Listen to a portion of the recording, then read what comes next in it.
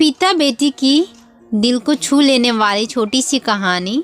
एक दिन एक लड़की ने अपने पिता से पूछा, पापा क्या आप कभी मेरी वजह से रोए हैं?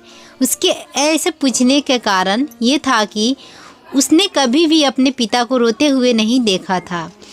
इस सवाल के जवाब में पिता ने कहा, हाँ, एक बार ऐसा कुछ हुआ था जब तुम्हारी वजह से मैं रोया था।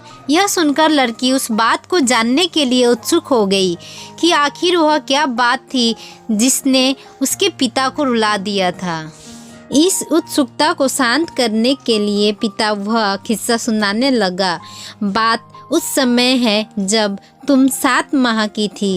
एक दिन मैंने तुम्हारे सामने 3 चीज़ें रखी, एक पेन, एक सिक्का और एक खिलौना। मैं ये जानना चाहता था कि तुम उन चीज़ों में से क्या उठाओगी।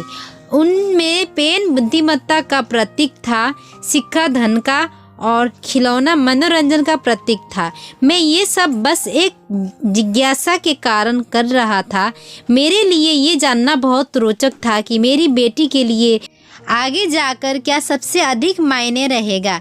मैं तुम्हारे सामने बैठकर बेसब्री से तुम्हारे अगले कदम का इंतज़ार कर रहा था। मैंने देखा कि कुछ देर बैठकर तुम उन चीज़ों को देखती रही, फिर घुटने के बल पर चलते हुए उनकी ओर बढ़ी।